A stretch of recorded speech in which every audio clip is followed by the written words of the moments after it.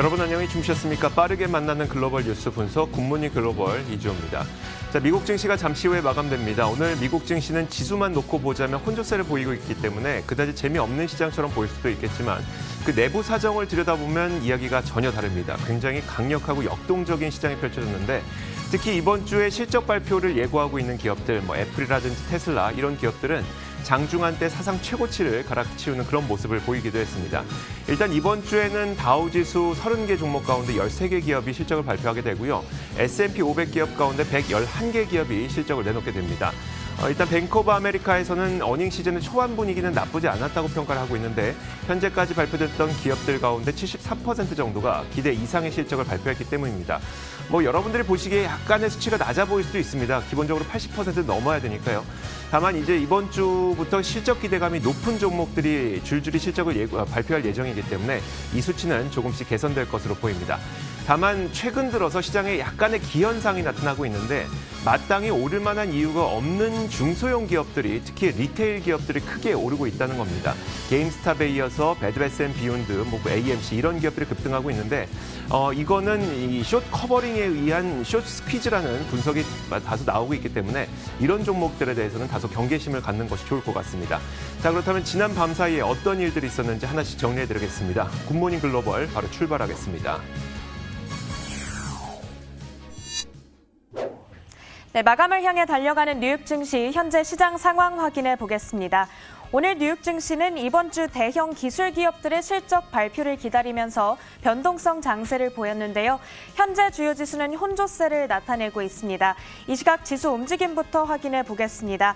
다우 지수는 어제 이어 오늘도 하락입니다. 0.17% 현재 떨어지고 있고요. 39,943선에서 움직이고 있습니다. 나스닥 지수는 오늘도 강세 움직임 보이고 있습니다. 0.67% 현재는 상승이고요. 숫자로는 13,633선 지나가고 있습니다. S&P 500 지수 역시나 상승입니다. 0.35% 오른 3,854선 가리키고 있습니다. 나스닥 지수는 장중에 1% 넘게 상승하면서 신고가를 경신하고 있는데요. 그렇다면 오늘 장을 이끈 주요 이슈들 확인해 보겠습니다. 먼저 이번 주 기업들의 실적 발표가 대거 예정되어 있다 보니 투자자들의 관심이 여기에 쏠려 있는데요. 오늘 장에서는 실적 기대가 큰 기술주의 주가 흐름이 돋보이는 나스닥 주도 장세가 나타났습니다.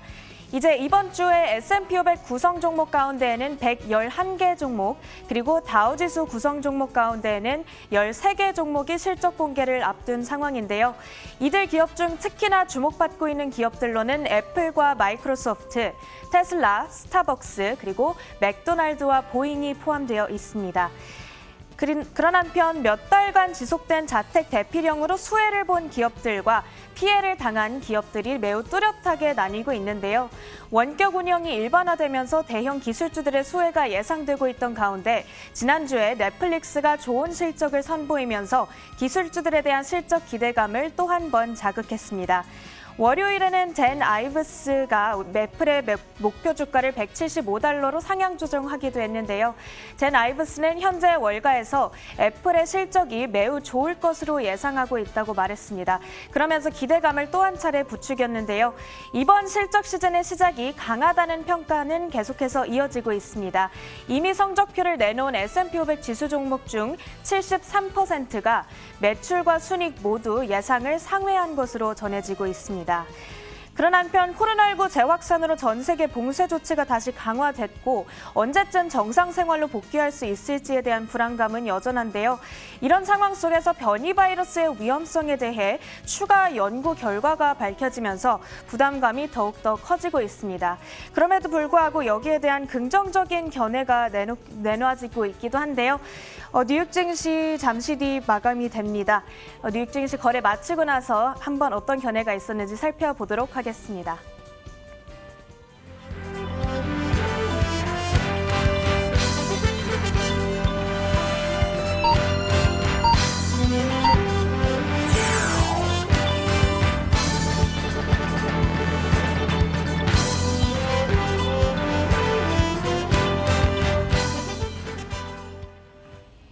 네, 미국장 지금 막 마감했습니다. 골드만삭스 수석 이코노미스트의 견해 들어보려고 하는데요.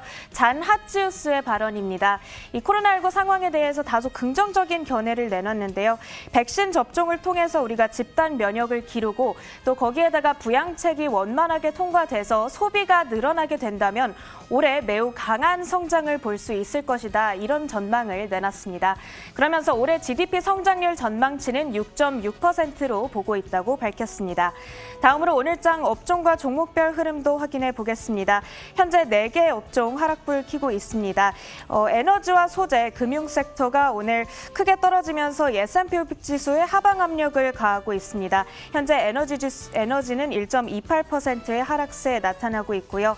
산업은 0.85%, 소재도 0.78%의 약세 흐름을 나타내고 있습니다. 종목별로는 우리 시간으로 목요일 새벽이 되겠습니다. 실적을 공개할 애플이 현재 2.49%, 오늘도 상승 흐름 유지하고 있고요. 같은 날 실적을 공개하게 될 테슬라 역시 3.2%의 강세 흐름 나타내고 있습니다. 기타 특징주로는 연일 큰 폭으로 상승하고 있는 게임스탑의 주가 오늘도 큰 폭으로 20% 가까이 상승 흐름 나타나고 있고 Bed Bath & Beyond 역시 오늘 큰 폭의 상승 기록하고 있습니다. CMC 마켓의 수석 시장 분석가의 발언까지 살펴보겠습니다. 순환주에서 대형 기술주로의 자금 이동이 지속될 것이다 이렇게 말을 했는데요. 크게 봤을 때에는 백신 공급 차질 문제로 이 경제 회복세가 정체되거나 지연될 수 있다는 전망을 밝히기도 했습니다. 이제 다시 한번 뉴욕 증시 마감 지수 확인해 보도록 하겠습니다. 다우지수는 0.12% 약보합권의 거래 마치면서 3960선에 장 마감할 것으로 보입니다. 나스닥 지수는 0.7% 가까이 상승 흐름을 유지하면서 13,635선 현재 가리키고 있고요. S&P 500 지수는 13포인트가량 회복입니다. 3,855선 가리키고 있습니다. 뉴욕 증시 마감 시황 전해드렸습니다. LS 클로징 벨 나우였습니다.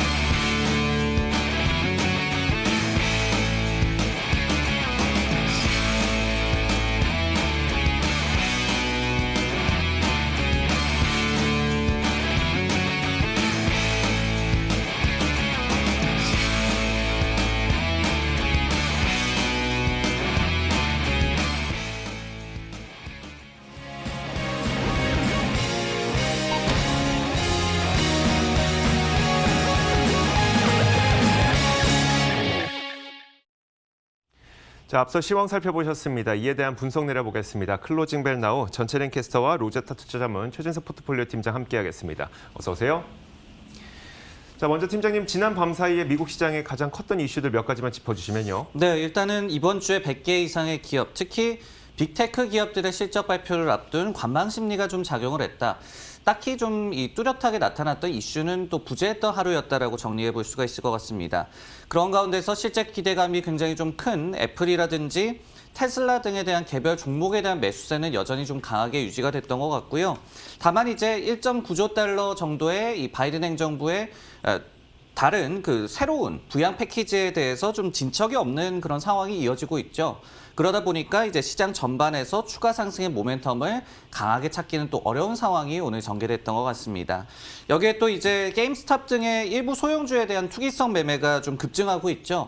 이런 현상들이 결국은 시장이 그만큼 좀 과열되고 있다라는 전조를 보여준다는 뜻으로 좀 해석되고 있기 때문에 이런 부분들도 시장 전반에 좀 경계 심리로 작용하고 있는 것 같습니다.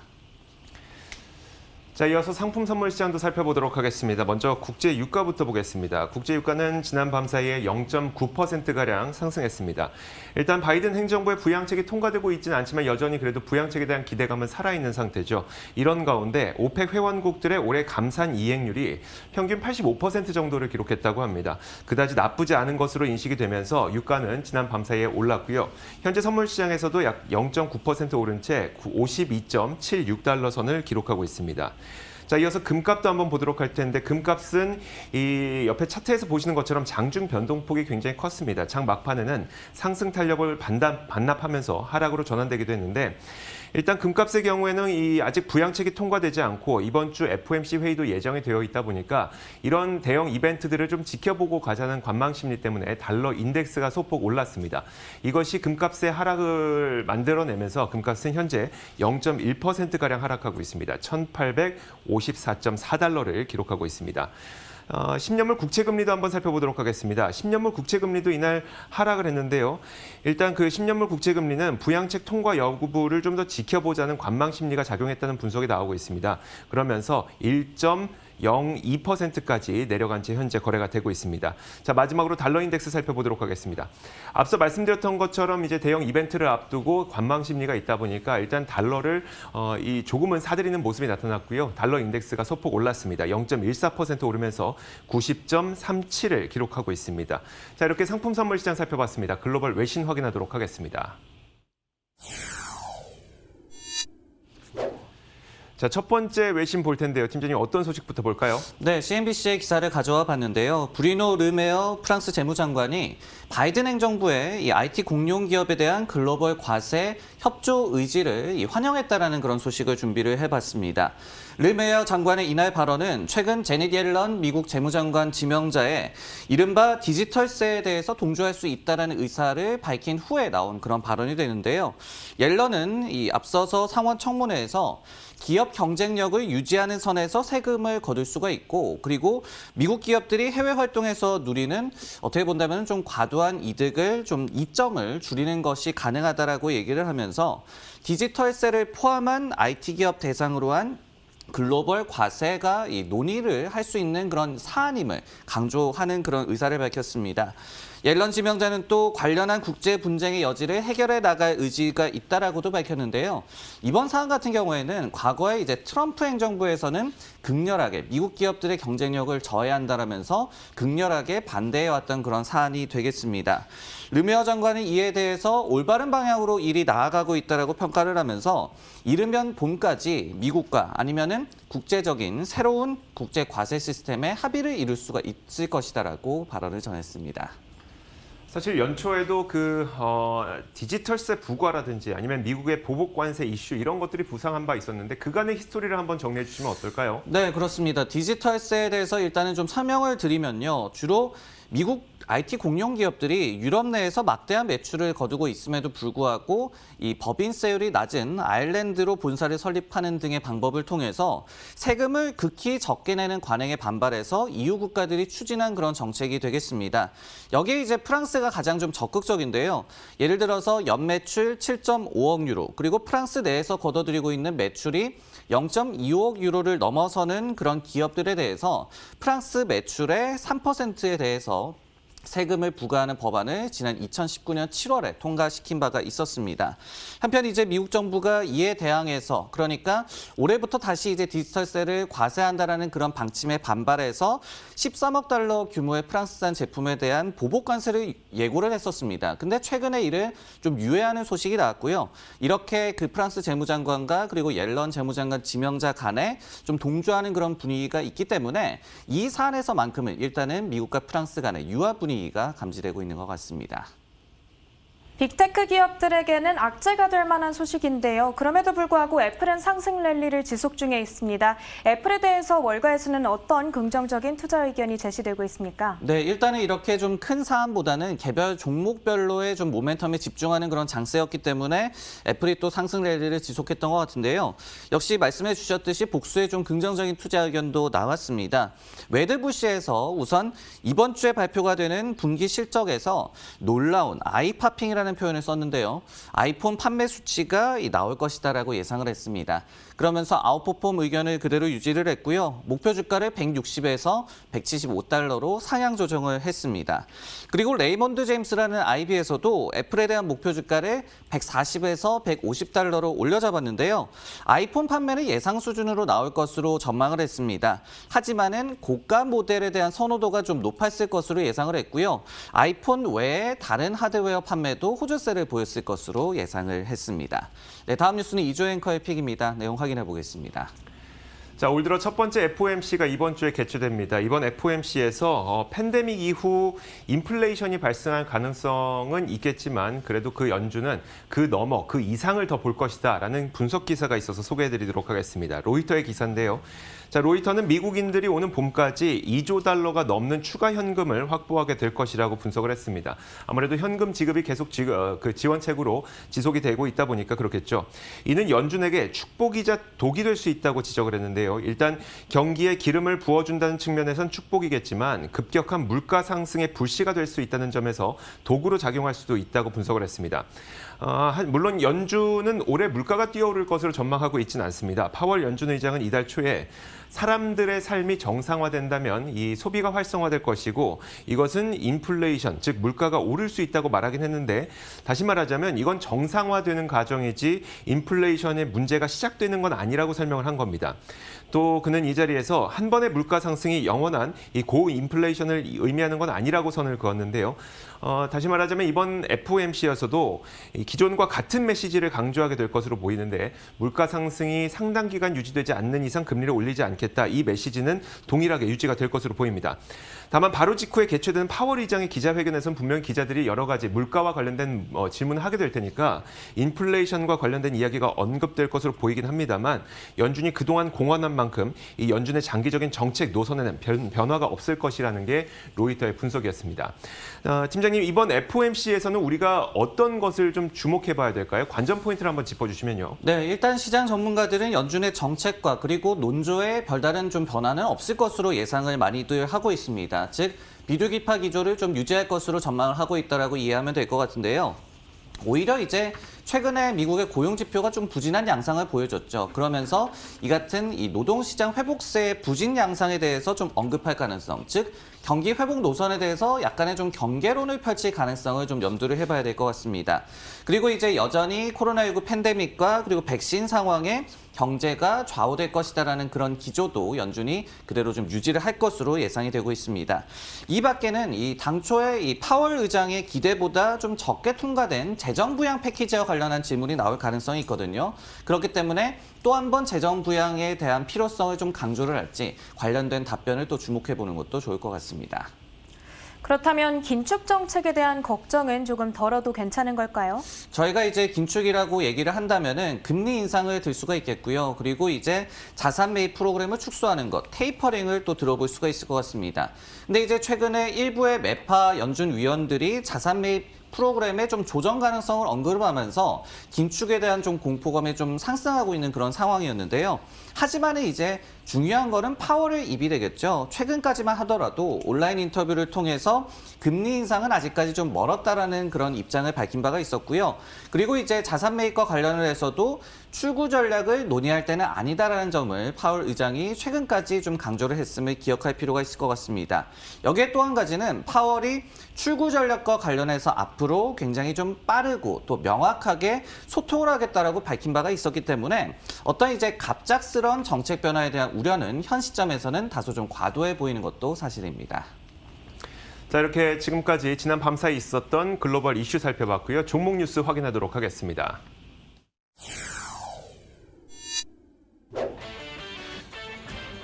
오늘의 종목 뉴스입니다. 카니발이 크루즈 운항 스케줄을 추가로 조정하고 또 연기한다는 소식에 급락했습니다. 배드베스 비욘드와 AMC인데요. 숏 스퀴즈를 노린 개인 투자자들의 타겟이 되면서 급등했습니다. 글로벌 제약사 머크가 코로나19 백신 개발을 중단한다는 소식과 함께 하락했습니다. 자, 첫 번째 기업부터 보겠습니다. 팀장님, 카니발을 꼽아주셨는데 어떤 뉴스가 있었을까요? 네, 대표적인 이 크루즈 선사 관련주인 카니발의 주가가 오늘 약 한 5% 정도 급락을 했는데요. 크루즈 운항 스케줄을 추가로 조정하거나 연기한다라는 소식을 전했기 때문이었습니다. 사측은 이날 보도자료를 통해서 카니발, 매직, 파라다이스, 발로 프로그램의 운항편을 일부를 11월까지 연기한다라고 발표를 했습니다.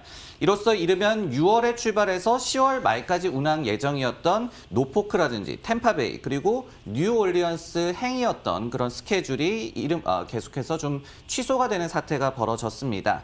카니발 측에서는 현재 탑승객과 그리고 여행사들에게 이 같은 변경 사항을 통지 중이다라고 밝혔는데요. 사측에서는 현재 글로벌 상황을 감안해서 은행 스케줄을 좀 조정할 수밖에 없었다. 그리고 대안을 찾을 수밖에 없었다라면서 이번 결정에 대한 설명을 덧붙였습니다. 카니발은 또 앞서 22일 금요일에도 미국에서 출발하는 운항편을 4월 말까지 중단하겠다는 이 점을 밝혔는데요. 중단 조치를 그대로 좀 연장했다라고 해석을 하시면 될 것 같습니다. 여기에 또 호주에서의 크루즈 운항 역시도 5월 19일까지 중단하겠다는 발표를 전한 바도 있었습니다. 최근 들어서 이 카니발 관련주들은 백신이 보급되고 또 경제가 정상화될 것이라는 기대감 때문에 한껏 부풀어 있지 않았습니까? 좀 힘이 빠지는 분위기인데 어떻게 봐야 될까요? 네, 분명히 좀 그렇게 모멘텀이 최근에는 좀 빠지고 있는 그런 양상입니다. 카니발의 주가를 좀 예로 들어보자면요. 최근에 6개월간의 흐름을 본다면은 오늘의 하락세를 좀 포함을 한다고 하더라도 30% 이상 상승하면서 양호한 흐름을 보여주고 있는 그런 상황입니다. 그리고 특히 이제 12월 초 같은 경우에는 23달러 중반까지 주가가 치솟으면서 현재 주가에 대입해 보자면은 20% 이상의 전 고점으로만 돌아가도 업사이드가 있음을 저희가 알 수가 있습니다. 하지만 이제 지난 금요일에 미국에서의 운항 중단을 연장하겠다는 발표에 이어서 이날 추가 조정 소식을 전하면서 최근에는 좀 부진한 이 양상을 지속하는 그런 흐름이 나타나고 있는데요. 그러면서 이제 카니발뿐만이 아니라 로열 캐러비안이라든지 아니면 노르웨지언 크루즈 같은 관련주 역시도 이날 큰 폭의 하락을 기록을 했습니다. 그런 한편 이날은 이런 크루즈 종목들뿐만 아니라 항공주도 부진한 흐름을 이어가지 않았습니까? 어떻게 해석해 볼 수 있을까요? 네, 좀 비슷한 상황이다라고 보여주죠. 이 항공주의 대표적인 ETF라고 할 수 있는 JETS 같은 상품 같은 경우에 약 한 오늘 2.5% 정도 하락세가 나타나는데요. 각국에서의 이제 여행 제한 조치가 부활할 조짐을 보이고 있기 때문에 항공주가 다소 좀 부진했던 것 같습니다. 예를 들어서 이 조 바이든이 영국과 아일랜드 그리고 남아프리카 공화국 등으로부터의 비미국인에 대한 입국 제한을 검토하고 있다는 소식이 전해졌고 곧 이 같은 여행 제한 조치를 발표할 것이다라는 그런 언론 보도가 복수로 좀 전해졌습니다. 여기에 또 영국 정부 같은 경우에는 모든 입국자에 대해서 10일 자가격리를 적용을 하는데 자신들의 이제 비용을 내야 한다라는 그런 방침을 내놓으면서 여행을 또한 좀 위축시키는 그런 조치를 발표할 것으로 예상이 되고 있고요. 그리고 이제 벨기에나 프랑스 등의 국가들도 여행 금지라든지 아니면은 제한 조치를 좀 고려 중이거나 실제로 좀 금지하는 사태가 좀 벌어지고 있습니다. 그러다 보니까 주요 항공주 역시도 오늘 부진한 흐름을 보이고 말았습니다. 네, 다음 정보 뉴스는 이조 앵커의 픽입니다. 내용 확인해 보겠습니다. 최근 미국 시장에서 이 헤지 펀드들이 공매도했던 그 주식의 쇼 커버링이 나타나면서 급등하는 현상들이 많이 이어지고 있는데요. 게임스탑에 이어서 이날은 배드베스 비욘드와 AMC 이런 기업들이 해당 기업이었습니다. 배드베스 비욘드는 이날 장중한 때 거의 40% 가까이 급등하기도 했지만 결국은 1% 상승해서 마감이 됐고요. AMC의 경우에는 25% 급등으로 오늘 장을 마쳤습니다. 최근 숏스퀴즈로 급등했던 게임스탑의 경우에는 올해 들어서만 거의 325%나 급등하는 등 공매도가 쌓여있는 종목들만 찾아서 투기적인 개인 투자자들이 숏스퀴즈를 노리고 매수에 나서면서 이런 현상들이 벌어지고 있다는 분석입니다. 월가에선 분명히 밸류에이션에 대한 우려를 내비치고 있지만 전혀 신경 쓰지 않고 이런 현상이 나타나고 있는 건데요. CNBC에서는 숏스퀴즈 현상이 시장 전반에 나타나고 있다고 지적을 했습니다. 월가의 공매도를 무너뜨리려고 하는 개인 투자자들의 동기와 함께 초보 투자자들은 또 온라인 채팅방이나 웹사이트에서 정보를 모아서 그들을 지원하고 있다는 것이죠. 자, 이렇게 지금 화면에서 보시는 것처럼 각각의 기업별로 이 공매도 물량이 얼마나 쌓여 있는지는 쉽게 확인할 수가 있기 때문에 개인 투자자들도 이런 것들을 보면서 숏스퀴즈를 노리고 이 매수에 들어가고 있다는 겁니다. 이걸 보면서 스트리트 어드바이저에서는 이렇게 평가를 했습니다. 대형 기관 투자가들과 개인 투자가들이 격돌하고 있다고 평가를 내렸는데 CNBC에서는 또 한 가지 걷잡을 수 없는 투기적 거래가 횡행하고 있다는 증거로 옵션 시장을 제시했습니다. SPDR S&P 리테일 ETF를 살펴보면요. 이게 평소 거래량 대비 옵션 계약 수가 13,000건이 많았다고 하는데 20일 평균 거래량은 약 2만 건입니다. 평소에 2만 건 되던 게 13,000건이 더 많이 나왔다는 것은 그만큼 투기적 거래가 굉장히 많았다는 것을 보여주고 있는 거죠. 팀장님 이걸 보니까 대체로 리테일 관련주에서 이런 현상들이 좀 나타나고 있거든요.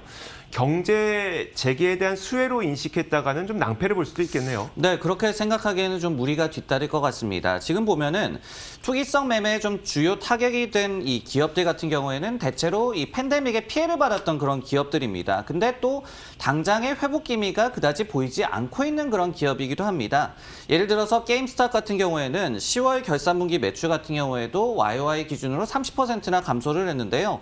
근데 문제는 2019년에도 이 기업 같은 경우에는 매출이 감소세를 보여왔고 그리고 내년 1월 결산 회계 연도까지도 적자가 예상되는 그러니까 원래도 펀더멘털이 좋지 않았고 그러면서 팬데믹에 또 한 번 좀 피해를 받았던 그런 기업으로 이해할 수가 있습니다. 그렇기 때문에 이렇게 암울했던 그래서 이제 공매도 잔고도 굉장히 좀 많았겠죠. 암울했던 종목의 변화 기미가 좀 생기니까 쇼 커버링이 많이 나타나는 것은 뭐 맞습니다. 하지만은 경제 정상화에 좀 수혜를 받아서 이들 기업들이 떠오른다고 보기에는 좀 무리가 뒤따를 것 같습니다. 네, 이렇게 숏 스퀴즈로 주가가 상승한 이후에 우리가 주의해야 할 점들로는 어떤 것들이 있습니까? 네, 가장 먼저 이제 조심해야 할 것은 극심한 변동성이 되겠죠. 게임스탑만 하더라도 이날 일간 등락폭이 거의 한 $100 정도 됐더라고요. 그러면서 장중 고가가 $159 수준이었고 저점이 $61 수준이었습니다. 그러니까 이렇게 150% 정도의 일간의 변동성을 견디면서 투자할 유의는 좀 적다라고 말씀을 드리고 싶습니다. 예를 들어서 또 웨드부시 같은 경우에도 게임스탑이 어떻게 본다면은 이 같은 움직임의 포스터 차일드, 즉 개인들의 투기성 매매가 그리고 기관들과 그리고 헤지펀드 투자자들을 압도하고 있는 좀 잘못된 예라고 지적하기도 했습니다. 자, 이어서 마지막 종목은 전채린 캐스터가 꼽았습니다. 어떤 기업일까요? 네, 세계적인 백신 개발 기업 머크에 관한 소식을 들고 왔습니다. 이 머크가 코로나19 백신 개발을 중단한다라고 소식이 전해졌는데요. 우선은 오늘장 마감 지수부터 확인해 보겠습니다. 머크가 장중까지는 하락하는 흐름을 나타내고 있었는데요. 결국에 장 후반에 좀 상승 전환하면서 0.2% 오른 채로 오늘장 마감했습니다. 현재 시간외 거래에서는 0.17% 하락하는 흐름 나타나고 있습니다. 이 머크는 실험 중이던 두 가지 백신 후보 물질이 있었습니다. 화이자와 모더나 등 이미 승인된 백신보다 훨씬 효과가 떨어지자 백신 개발을 중단하겠다라는 입장을 밝혔는데요. 먼저 히스토리에 대해서 간단하게 살펴보겠습니다. 이 옥스퍼드 대학교와 본래 코로나19 백신 공동 개발에 대한 논의를 가지고 있었는데요. 그렇지만 이 영국 정부와 대학 연구진들의 반대로 이것이 무산이 되었습니다. 그 이후에 오스트리아 제약사인 테미스를 인수하게 됐고 또 타 연구기관과 파트너십을 맺어서 개발을 추진하기로 결정을 했었는데요. 그 사이에 WSJ죠. 월스트리트저널로부터 타 경쟁사들보다 훨씬 이 백신 개발 속도가 느리다는 지적을 받기도 했습니다.